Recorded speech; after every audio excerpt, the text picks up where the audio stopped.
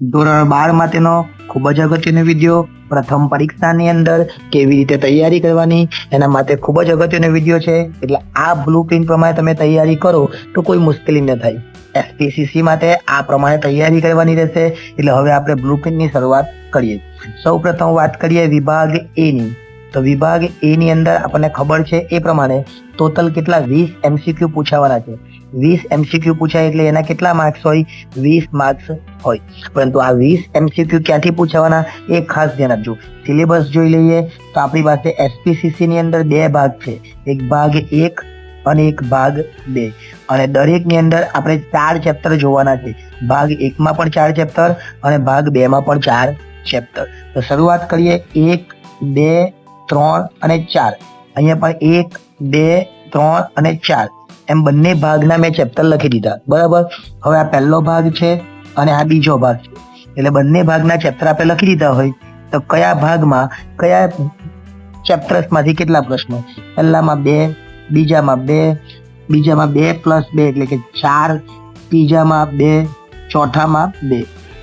કેટલા થઈ ગયા? તો અહીંયા આપણે જોઈશું કે 10 પ્રશ્નો થઈ ગયા. એ જ રીતના ભાગ 2 માં પહેલામાંથી 2, બીજામાંથી 2, ત્રીજામાંથી 4 અને ચોથામાંથી 2. એમ ટોટલ આપણા 20 MCQ થઈ જાય છે. એટલે આ 20 MCQ ની તૈયારી તમારે કરવાની રહેશે. હવે આ 20 MCQ ની તૈયારી કેવી રીતના કરવાની એ મેં તમને કહી દીધું. એના માટે તમારે બધા જ MCQ વાંચી કાઢવાના. તમારી ટેક્સ્ટબુક ની અંદર આ 8 ચેપ્ટરમાં એટલે કે ભાગ 1 ના 4 ચેપ્ટર અને ભાગ 2 ના 4 ચેપ્ટર, આ 8 ની અંદર જેટલા પણ MCQ હોય એ બધા MCQ તૈયાર કરી લેવાના. એટલે તમને એમાં કોઈ મુશ્કેલી ન થાય. હવે વાત કરીએ વિભાગ બી. વિભાગ બી ની અંદર 10 પ્રશ્નો પૂછાય. 10 પ્રશ્નોના ગુણ પણ કેટલા રહી? 10 જ રહી. એટલે આ 10 પ્રશ્નોના 10 ગુણ. પરંતુ આ 10 પ્રશ્નો ક્યાંથી લખવાના, કેવી રીતે પૂછાય, કયા ચેપ્ટર્સમાંથી પૂછાય એ ખાસ અગત્યનું છે. તો આપણે ફરીથી ચેપ્ટર્સ લખી દઈએ 1, 2, 3 અને 4. ત્યાર પછી 1, 2, 3 અને 4. આપણો પહેલો જે છે ભાગ 1 છે અને બીજો છે એ ભાગ 2 છે. એટલે ભાગ 1 અને 2 માંથી આપણે જોવાનું છે. તો ભાગ 1 ના દરેક ચેપ્ટરમાંથી એક પ્રશ્ન પૂછાશે. આ ભાગ 1 ના જેટલા પણ ચેપ્ટર છે એ દરેકમાંથી એક, પહેલામાંથી 1, બીજામાંથી 2, ત્રીજામાંથી 1 ને ચોથામાંથી 2. એટલે આ 2 ચેપ્ટર્સ એવા છે જેમાંથી આ બીજું એક આ ચેપ્ટર એવા છે જેમાંથી આપણને 2 પ્રશ્નો પૂછાવાના છે. બાકીના બધામાંથી કેટલા પૂછાવાના છે? 1. પણ કદાચ એવું બની જાય કે કોઈ સ્કૂલ વાળો આ ત્રીજાની જગ્યાએ 2 પૂછી લે, કોઈ સ્કૂલ વાળો આમાં 2 પૂછી લે, પરંતુ પૂછાવાના તો છે જ. એટલે 8 ચેપ્ટરના 8 તો થઈ ગયા અને કોઈ પણ 2 ચેપ્ટરમાંથી બાકીના 2 પૂછાઈ જાય. એમાં શું કરવાનું? તમારે બધું જ વાંચી લીધું હોય તો કોઈ મુશ્કેલી થવાની નથી. આ તો તમને ખબર હોવી જોઈએ કે વિભાગ બી માં કેટલું પૂછાય, વિભાગ એ માં કેટલું પૂછાય. એટલા માટે આપણે બ્લુપ્રિન્ટ બનાવ્યું છે. અને બ્લુપ્રિન્ટ બી તમે પોતે માંગેલી છે, મેં જાતે આપી નથી. અને આપણે એનાલિસિસ કરીને આ બ્લુપ્રિન્ટ બનાવીએ છે. એટલે હવે વાત કરીએ વિભાગ સી.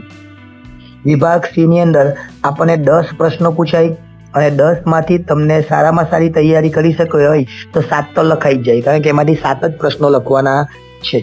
હવે 7 પ્રશ્નો લખવાના હોય તો ખૂબ જ સારી રીતે લખાય અને ખૂબ જ સારી રીતે આપણે તૈયારી કરી શકીએ. હવે આ 7 પ્રશ્નો ક્યાંથી લખાવાના તે તો આપણી પાસે પ્રશ્નો તો કેટલા પૂછવાના? 10. 1, 2, 3 અને 4. ફરીથી 1, 2, 3 અને 4. એટલે ભાગ 1 છે એ ભાગ 1 ના દરેક ચેપ્ટર્સમાંથી એક પ્રશ્ન. ભાગ 1 ના દરેક ચેપ્ટરમાંથી એક પ્રશ્ન. ભાગ 2 ના પહેલા ચેપ્ટરમાંથી 1, બીજા ચેપ્ટરમાંથી 1 + 1 એટલે 2, ત્રીજા ચેપ્ટરમાંથી 1 જ અને ચોથા ચેપ્ટરમાંથી 2. તેમ 10 પ્રશ્નો કેવી રીતના પૂછવાના? તો વિભાગ બી માં જેવું હતું એવું જ છે. અહીંયા આ તૈયારી તમારે ખાસ રાખવાની. અહીંયા 2 પ્રશ્નો અને અહીંયા 2 પ્રશ્નો. અહીંયા કેટલા પ્રશ્નો છે? 10. 10 માંથી લખવાના કેટલા? 7. દરેકના કેટલા ગુણ? 2. એટલે આ વિભાગ એ 14 ગુણનો છે. ફરીથી એક જ વસ્તુ કહીશ, કદાચ કોઈ સ્કૂલની અંદર આ ત્રીજા ચેપ્ટરમાંથી 2 પૂછી કાઢે, કદાચ કોઈ સ્કૂલ એવી હોય જે પહેલા ચેપ્ટરમાંથી 2 પૂછી કાઢે, અને જ્યાંથી પૂછે ત્યાંથી એ લોકો 10 પ્રશ્નો પૂછવા જોઈએ. અને 10 પ્રશ્નો 10 ચેપ્ટરમાંથી આવવાના જ છે, 8 ચેપ્ટરમાંથી આવવાના જ છે. એટલે તમે દરેકના 2 માર્ક્સ દ્વારા જે તમે વાંચી ગયેલા હોય તો ગમે ત્યાંથી પૂછે ને આપણને કોઈ વાંધો આવવાનો નથી. એટલે આ પ્રમાણે તૈયારી કરજો. હવે વાત કરીએ વિભાગ ડી. વિભાગ ડી ની અંદર આપણને 7 પ્રશ્નો પૂછાય અને 7 માંથી લખવાના કેટલા આપણે?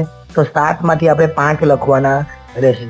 અને 5 જો લખવાના હોય તો એકના કેટલા ગુણ? 3 ગુણ. એટલે આ વિભાગ આપણા માટે 15 ગુણનો રહેશે અને જો 15 ગુણનો વિભાગ હોય તો તમને મજા આવી જાય. આ વિભાગ પણ સારી રીતે તૈયારી કરી શકો.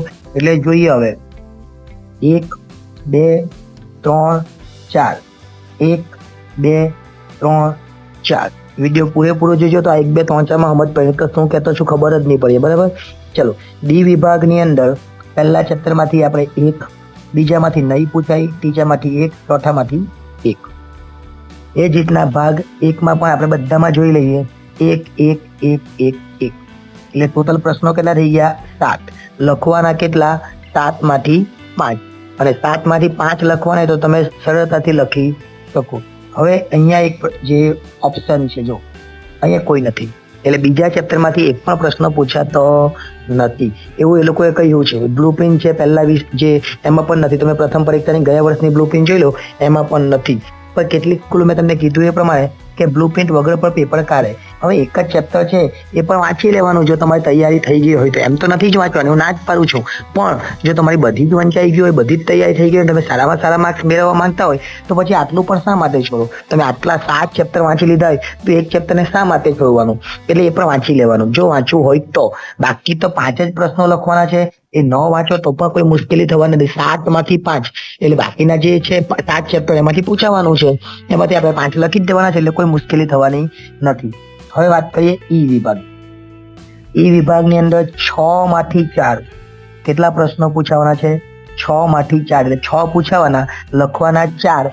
1ના 3 ગુણ રહેશે, 4 ગુણ રહેશે. 3 વાત આપણે જોઈ લીધા, એટલે 4 પ્રશ્નોના 4 ગુણ એટલે આ વિભાગ 16 ગુણનો થવાનો છે. એટલે આ વિભાગની અંદર ચેપ્ટર્સ વાઇઝ જોઈ લઈએ 1 2 3 4 1 2 3 અને 4. કયા વિભાગમાં શું પૂછાય એ જોઈ લેવાનું છે. તો અહીંયા ફક્ત ને ફક્ત બીજા ચેપ્ટરમાંથી એક પ્રશ્ન પૂછાય, પહેલામાંથી, ત્રીજામાંથી અને ચોથામાંથી પૂછાતું નથી. ઈમાં ઈ તો ખાસ કરીને જોઈ લેવાનું, ભાગ 2 માંથી આવવાનો છે. એટલે પહેલા ચેપ્ટરમાંથી 2, બાકીના બધા ચેપ્ટરમાંથી 1 1. એટલે 6 પ્રશ્નો થઈ ગયા. અહીંયા આ બાજુ પર 5 અને અહીંયા 1. એટલે 6 પ્રશ્નોમાંથી લખવાના કેટલા? 4. બસ આ પ્રમાણે તૈયારી કરજો, કોઈ મુશ્કેલી નહીં થાય. વિભાગ બી માંથી જ બધું પૂછાવાનું છે. એટલે વિભાગ બી ના 4 ચેપ્ટર્સના ડી વાળા જે પ્રશ્નો છે, ઈ વાળા એ કરી લેવાના. હવે વાત કરીએ વિભાગ એફ નું.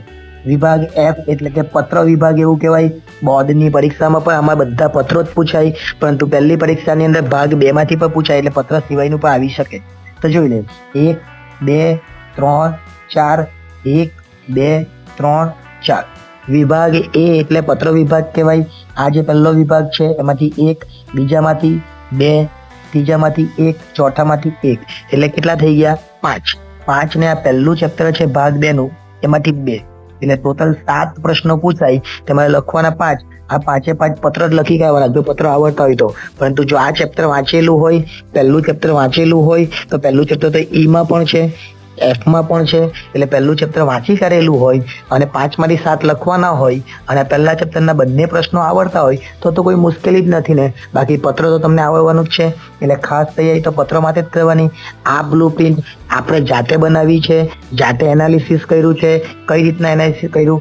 તો પ્રથમ પરીક્ષા અને બોર્ડની પરીક્ષા, આ બંને પરીક્ષાને આધારે આપણે જાતે એનાલિસિસ કર્યું છે. તમે બધા જ માંગો છો કે સર બ્લુપ્રિન્ટ આપો.